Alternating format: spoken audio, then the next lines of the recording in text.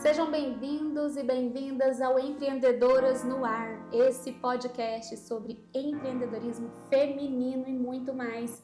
E esse ano a gente tem uma longa lista de convidados maravilhosos já agendado. Vocês não sabem o que vem por aí, hein? Começando já esse ano, muito quente, né? Vocês viram que o episódio passado, muitas dicas de Instagram. E hoje, para ajudar a empreendedora, eu trouxe aqui uma especialista em tributário, em fiscal. Vamos ver o que ela vai contar para vocês? Esse episódio recebe o apoio de Royal Parma, Sanicor e Conceito Interiores. No final eu conto para vocês.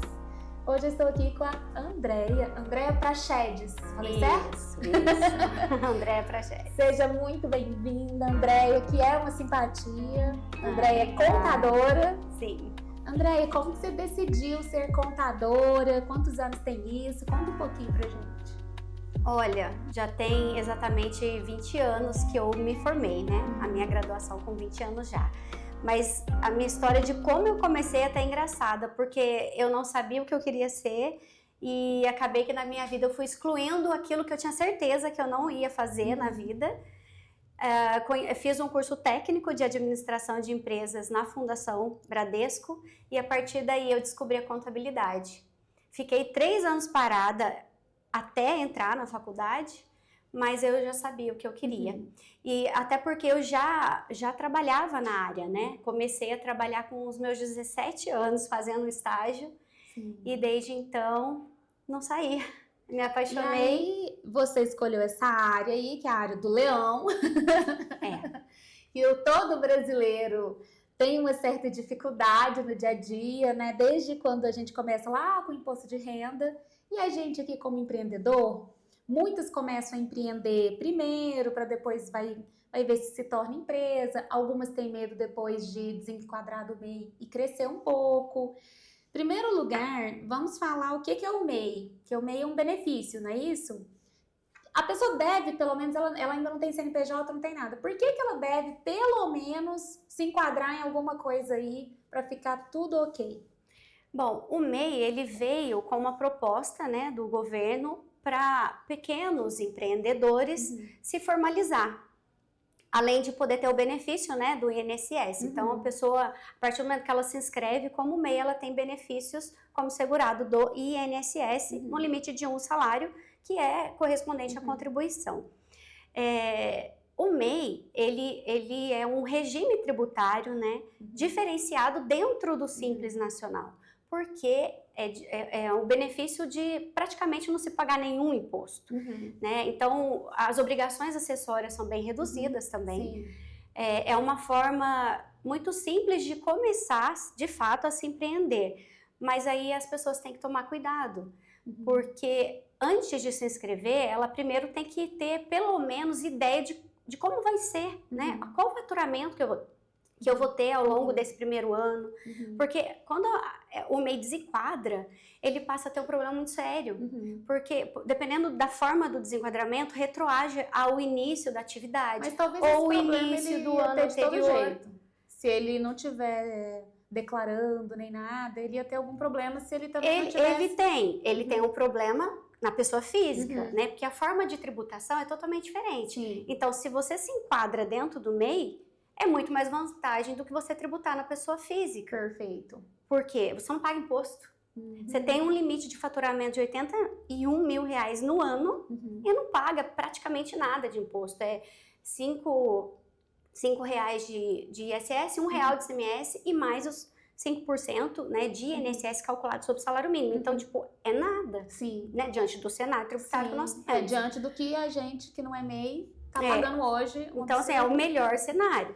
Tanto que quando algum MEI nos procura na condição de desenquadramento, ele assusta absurdamente, porque o cenário tributário é totalmente diferente. Obrigações acessórias, obrigatoriamente, ele tem que ter um contador e falando do principal, que é a parte financeira, ele começa a pagar para um comércio 4% de imposto sobre o faturamento, para um serviço 6% sobre o faturamento. Então, para quem não pagava nada... vai começar a pagar.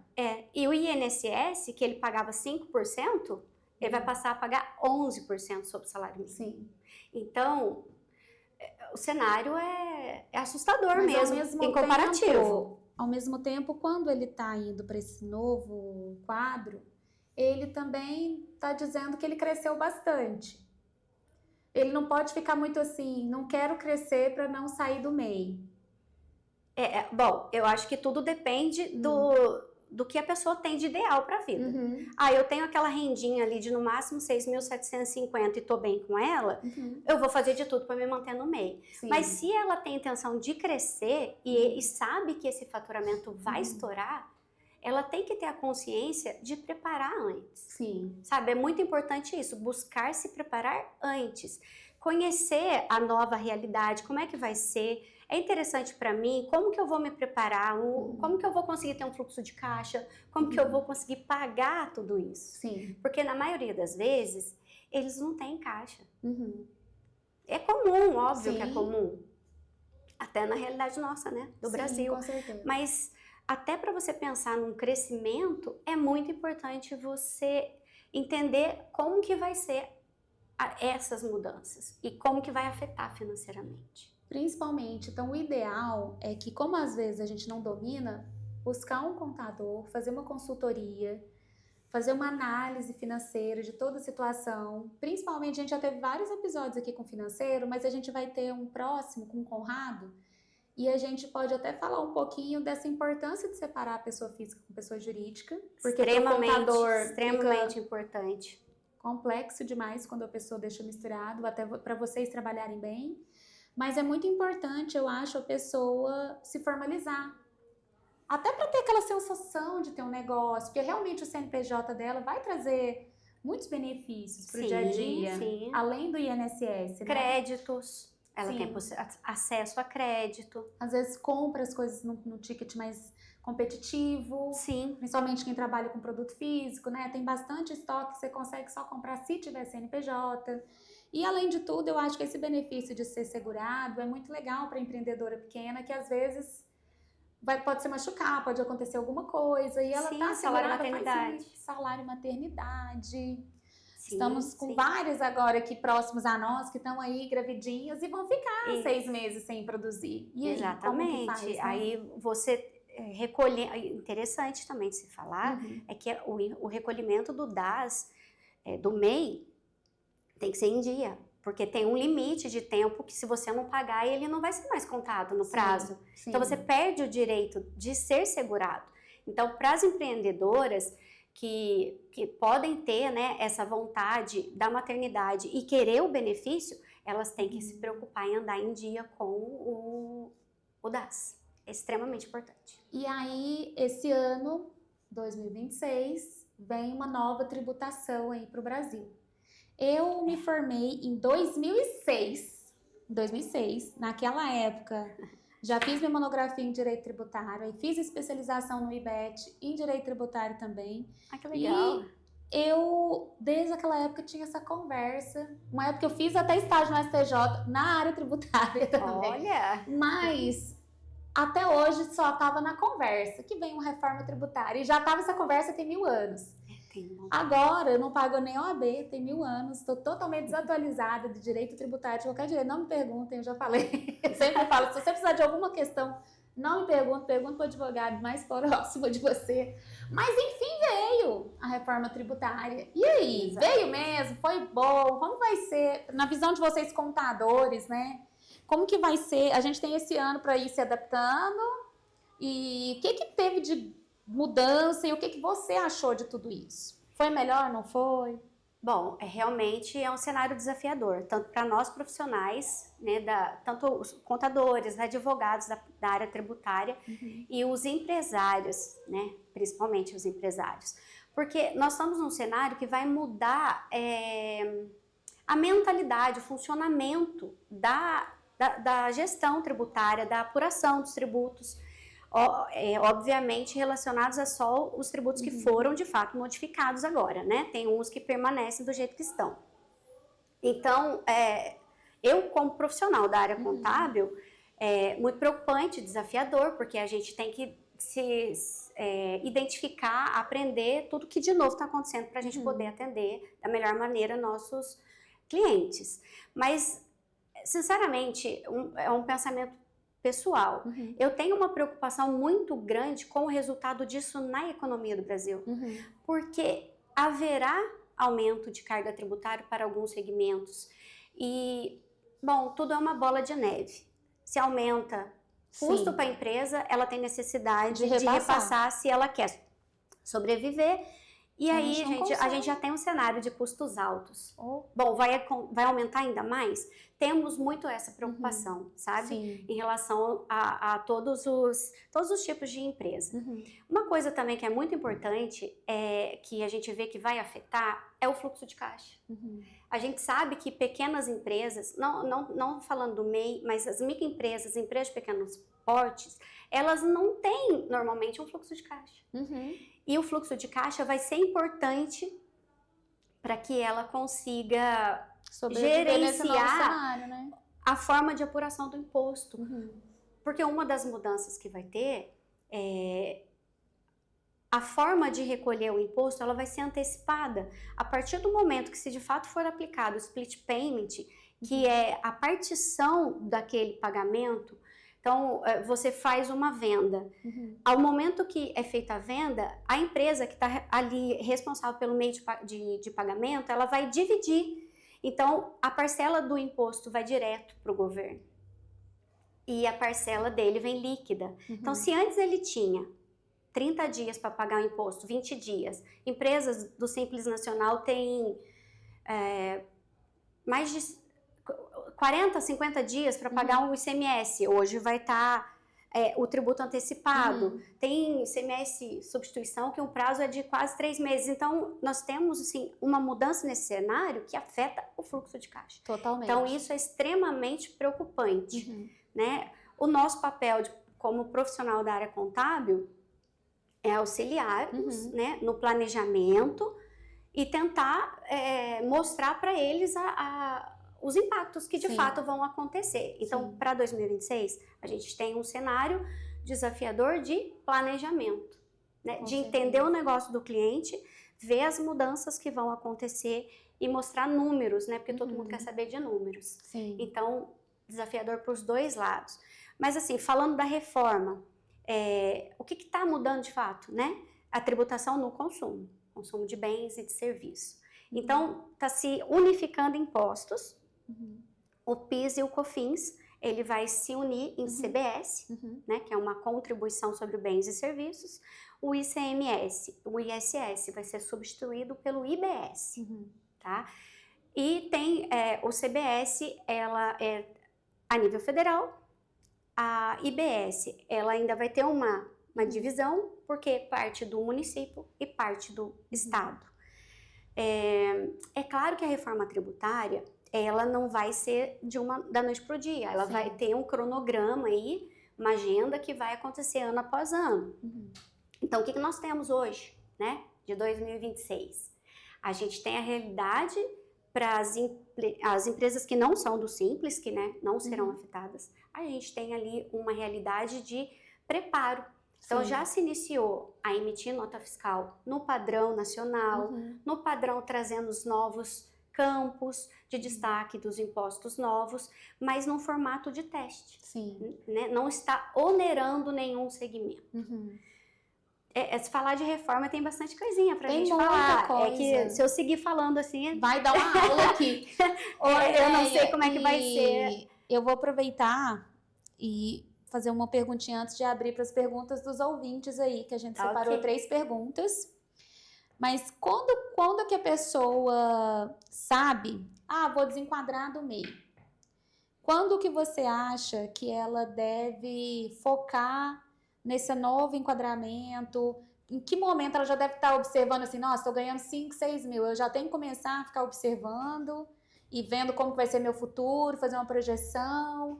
Ou a pessoa fica, vamos ver se vai sair a mais, aí eu vou dando os meus jeitinhos, né? Porque acontece muito isso. Também tem muita gente que confunde, eu posso ganhar 12 mil num mês, 1.000 no outro, como que funciona isso? Porque eu acho que fica uma confusão. Tá. Em relação ao faturamento, ele pode ser desigual. Você pode, sim, faturar 20 mil no ano, desde que nos outros meses no ano não, perdão, num mês, desde que nos outros meses você respeita o limite ali de 81 mil, que no caso 81 mil é ano inteiro. Existem duas formas de desenquadramento, tá? Você pode ultrapassar 20% do valor de 81 mil, então é 97.200 o total. Quando você alcança esse faturamento, você vai ser desenquadrado, porém você vai ser desenquadrado no ano seguinte. O problema é que não é tão ruim, porque se você está enxergando isso, você já está se preparando para o ano seguinte. O problema maior é quando você ultrapassa esse limite dos 20%. Então você fatura mais que 97.200.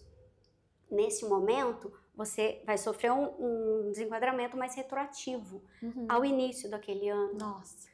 Então, isso meio que quebra as pernas de fato. Sim. Bom, você falou do cuidado. É sempre importante planejamento, né? Você visualizar como está o seu negócio e onde você quer chegar. Se você pensa em crescer, como que você está planejando esse crescimento.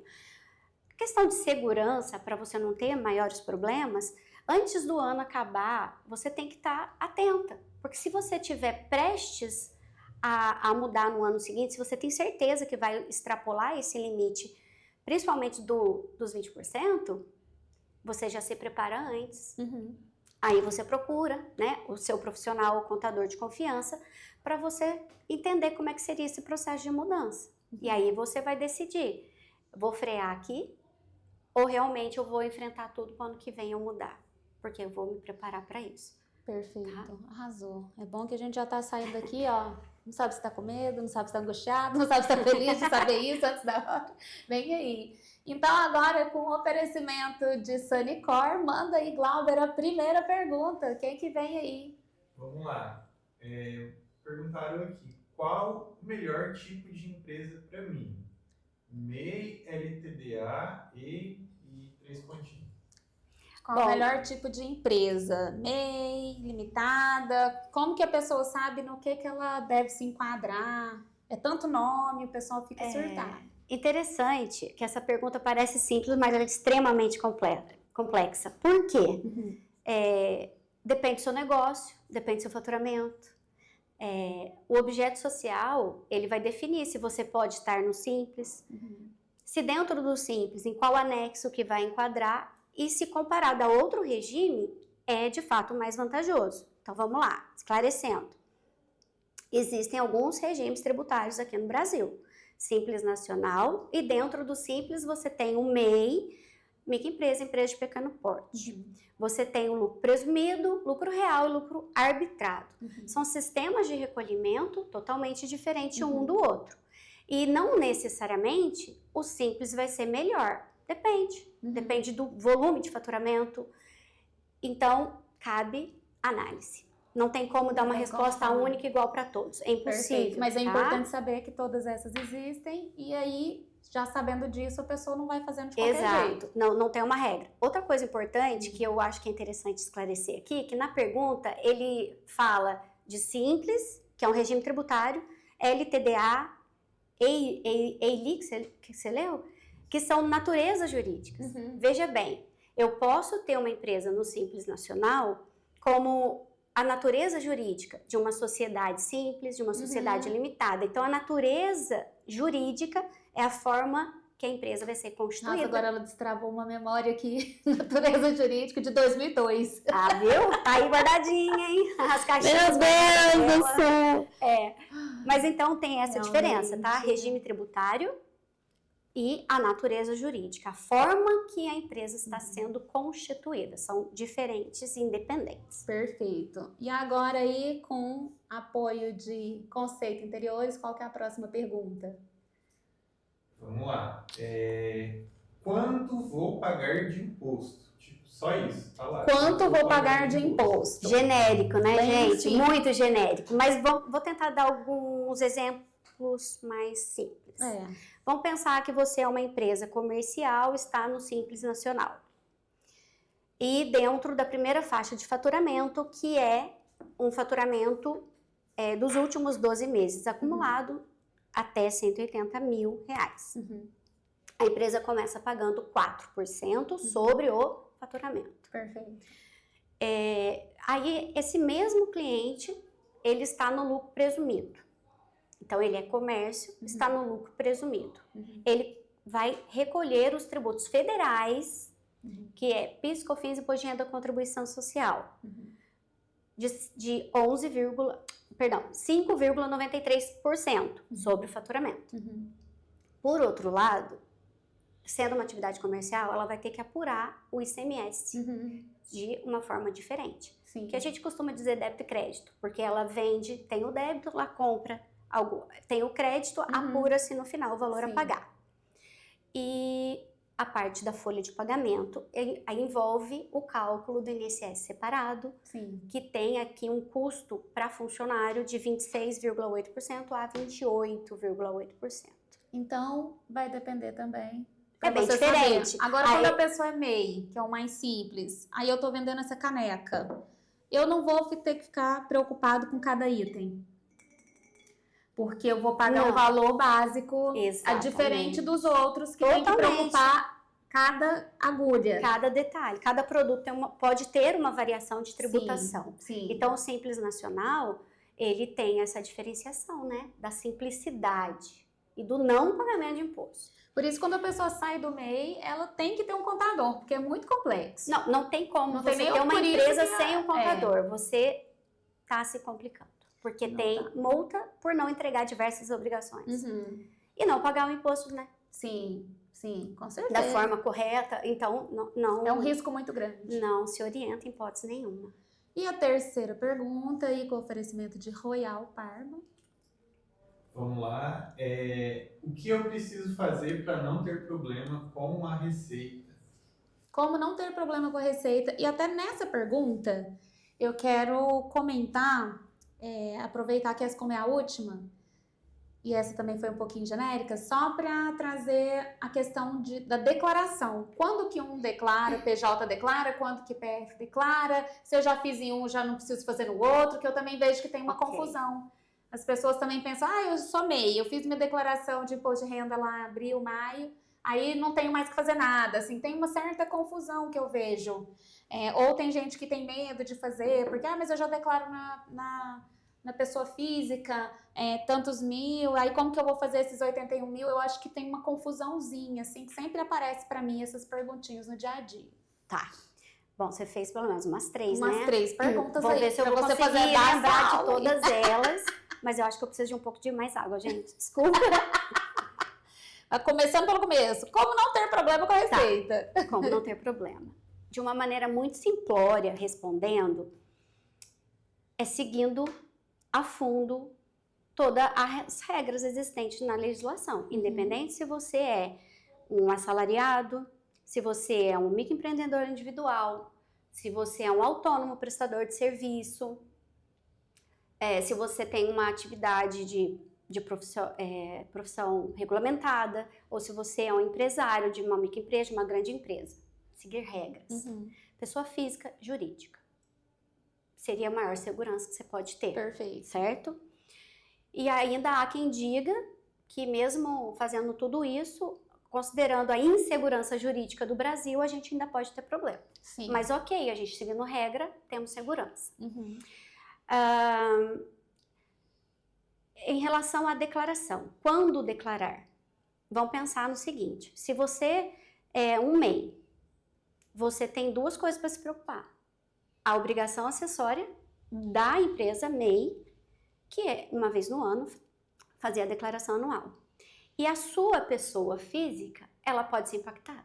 Então, você tem que analisar qual a operação do MEI, qual o rendimento que o MEI te ofereceu naquele ano e leva para a regra da pessoa física.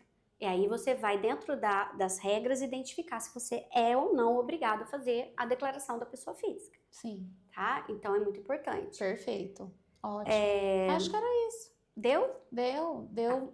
Eu acho que a única coisa também que é uma dúvida recorrente, ou às vezes eu já vi lá no Marketplace empreendedoras, uma querida empreendedora que teve que pagar uma multa de 18 mil simplesmente por não saber. E como no nosso sistema você falar que não sabe não adianta nada, porque tá lá na nossa legislação. Sim. Já tá lá Parte do princípio que você tem que Exato. saber de todas de as... tudo. Quem fizeram quantas ontem, legislações Exato. temos no Brasil. ela não sabia que quando mudava de estado tinha que pagar uma diferença de ICM. E Sim. aí ela se embananou nisso aí, sabe? Uhum. Como que funciona? Então eu tô aqui, aí todo mundo escreve lá no Instagram assim: vendemos para todo o Brasil, compramos de todo o Brasil, e ninguém tá olhando nada para essa questão aí. Tá todo mundo só entregando. Como que funciona na prática e quais os riscos que a pessoa corre se ela não fizer o recolhimento correto? Excelente pergunta, né? É muito comum os microempreendedores individuais, por não ter um acompanhamento de um contador, porque considera-se que não é obrigatório. No meio do caminho, eles acabam tendo algumas dificuldades, até para comprovar renda, aí nos procura, a gente tenta achar uma forma de atendê-los. Não tão simples, tá? Mas aí, as empresas que têm atividade de comércio e indústria e compram mercadorias fora do estado, elas são obrigadas a recolher o ICMS antecipação, que é uma diferença de alíquota entre os estados. Sim. Se o produto é substituição tributária, tem uma outra forma de cálculo, né? Que é diferenciada, mas tudo está relacionado a quê? A compra fora do estado. Se você vende para fora do estado, estando no Simples Nacional, você não tem a obrigação de pagar na venda o DIFAL, que é outro nome. Inclusive, existem vários tipos de nome quando a gente fala de diferença de alíquota. Mas no caso do MEI, ele realmente tem essa obrigatoriedade. Existe uma legislação do Simples que determina isso. E o que acontecia era que elas saiam daqui de Itajubá e vão para São Paulo, compram mercadoria. Isso. E depois não sabem que tem que fazer essa regulamentação. Então é muito importante que vocês procurem um contador. E até falando nisso, como que as pessoas te encontram nas redes sociais? Onde que a gente está na cidade de Itajubá? Nossa gravação é em Itajubá. Como que as pessoas te encontram e como que você pode ajudar? Tá, antes de responder, né, onde vocês me encontram, vou ressaltar o que ela falou. Antes de você abrir o seu CNPJ, seja qual for a forma que você vai abrir o CNPJ, você tem que procurar o local que vai te dar assistência nesse sentido, sobre a legislação, que por menor que seja, ela pode te afetar, né, em algumas situações específicas, como é o caso, né, do comércio, da indústria. Então, que hoje você tem possibilidade de abrir um MEI no Sebrae, o pessoal da prefeitura lá na rede UAI, eles te atendem, mas eu não sei até que ponto existe essa conversa da questão tributária. Eu sou obrigada a fazer imposto de renda de pessoa física, sim ou não? Eu tenho alguma outra questão para me preocupar? Então, nesse momento, é importante você sim consultar um contador. Por mais que você não tenha uma relação ao longo do ano, mas esse primeiro contato é importante, porque você vai formatar o seu negócio já sabendo o que tem que ser feito. Perfeito. Tá? Então, isso é extremamente importante. Onde que você nos encontra, né? O escritório, ele está na Rua Nova, no edifício Dona Helena, sala 601.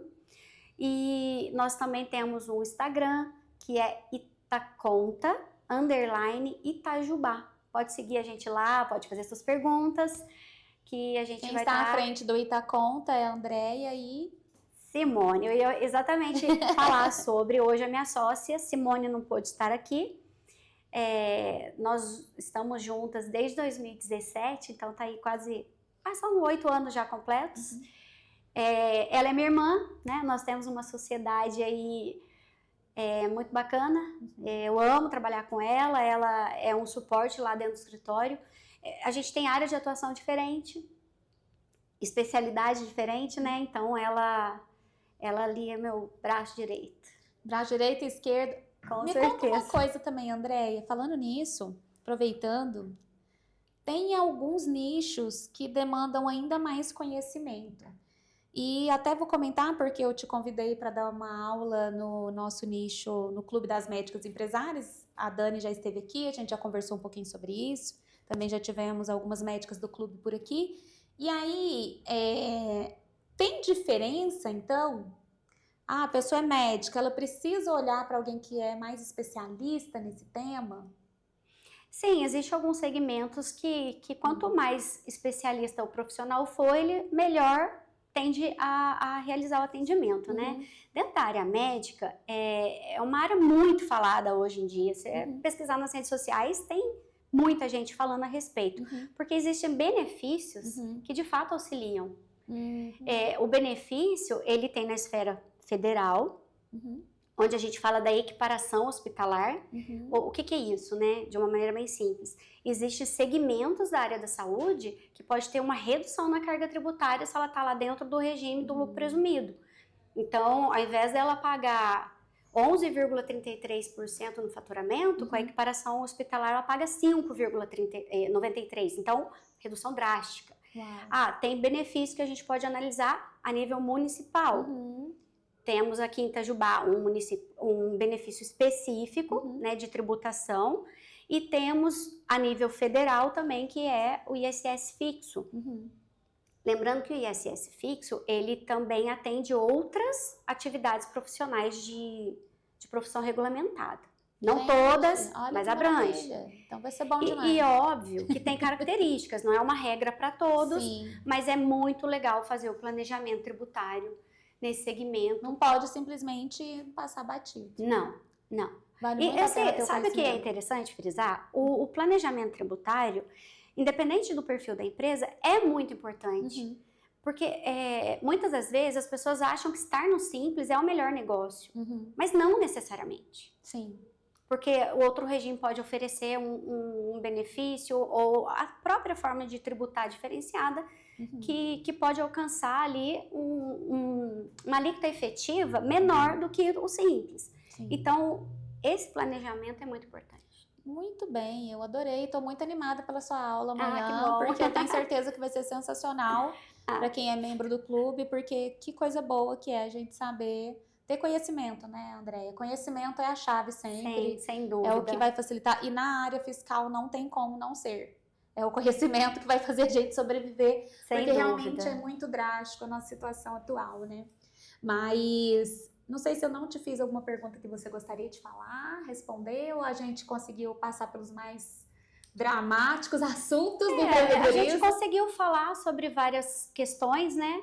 Mas dica é que, independente de você é MEI ou um empresário, né, de um outro tipo de regime tributário, ficar atento às mudanças da reforma tributária, porque ela vai afetar todos os segmentos de uma forma ou de outra, tá? Então, o MEI, por exemplo, o ano que vem, se nada mudar, vai ser obrigado a emitir nota fiscal para todas as operações. Então, tem que começar a se organizar nesse sentido. Exatamente. Eu, agora dando uma opinião, pelo amor de Deus, não levem a sério a minha opinião, é só uma opinião mesmo. Eu me preocupo se, no final das contas, isso vai fazer com que as pessoas voltem para a informalidade. Porque, né, Andréia não pode falar nada, não pode dar opinião. Eu posso dar minha opinião aqui, porque eu não sou contadora, não sou advogada, mas eu me preocupo muito, assim, me preocupo muito. Sempre me preocupei com essas questões tributárias, né? Desde a época que a gente não sabia a diferença de imposto, taxa, contribuição. Agora imagina depois que a gente sabe tudo. Então, assim, eu fico preocupadíssima com as minhas mulheres empreendedoras, porque a gente custa trazer elas assim para formalidade, para se organizar.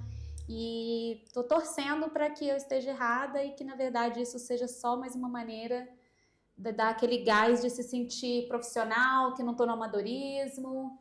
Tenho essa esperança. Andréia, qual mensagem você quer deixar para a empreendedora que está escutando aí do outro lado? Que aqui é uma coisa que, não sei se você veio preparado com alguma frase, ou se você tem alguma frase que rege a sua vida, ou o que bateu aí no seu coração? Bom, tenho sim frases da minha vida, mas eu acho que pensando em empreendedorismo e diante desse cenário que a gente comentou, da complexidade que empreender não é fácil por estar, né, dando a cara a bater independente da tributação, né, porque o próprio negócio em si já é um desafio.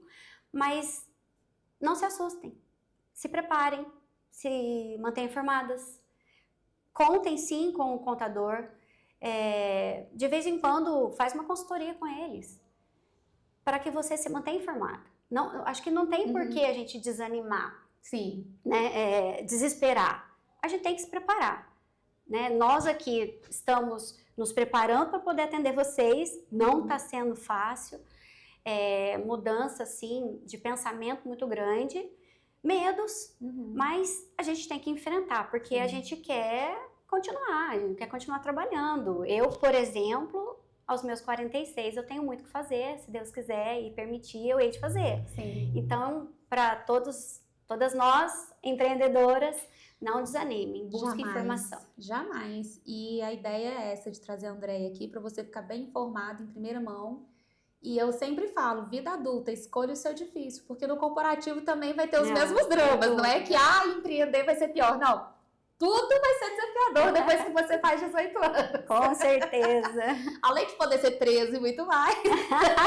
Você viu, gente? Ela sempre traz boas notícias. Lembra bem pra nós. É só você fazer tudo.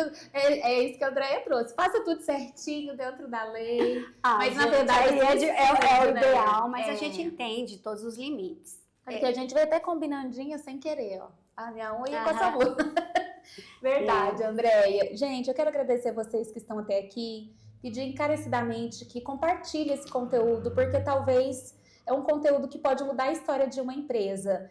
Tudo que a Andréia trouxe, às vezes eu faço uma brincadeira aqui para trazer uma leveza, mas de verdade, quem não tem esse conhecimento corre um grande risco de ter um problema, de até ter que fechar a empresa. Eu já vi isso acontecer.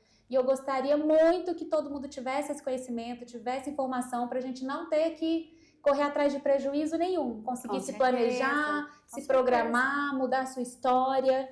E independente de qual situação você esteja, busque conhecimento, pesquise, porque hoje o conhecimento está disponível, é importante, mas compartilhe esse conteúdo com alguém hoje, porque todo mundo tem que ouvir tudo que você trouxe aqui. É assim, se você é brasileiro, você tem que ouvir esse episódio. Não tem como, né, André? Esse conteúdo, por mais que a gente não goste de burocracia, que o brasileiro tem a fama do jeitinho e daquilo, cada vez mais, com tudo tão automatizado. Foi-se o tempo que tinha só a história de malha fina. Hoje em dia, todo mundo pode cair, não tem mais malha fina.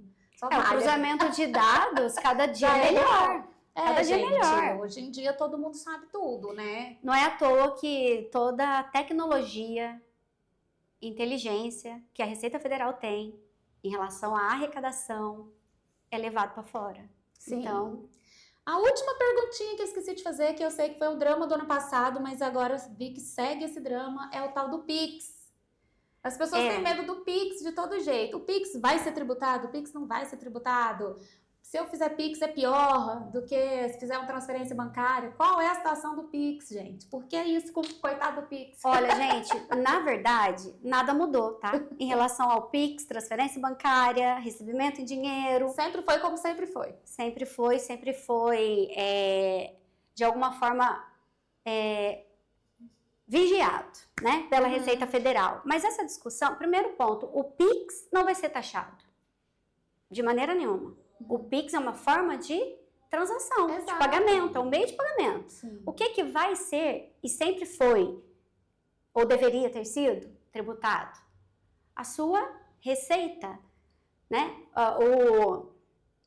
O coitado do funcionário, ele não tem escolha. Ele foi admitido, tem um bom salário, desconta todos os impostos ali, ele não tem nem muito o que fazer, né? Acaba se adaptando com aquela realidade.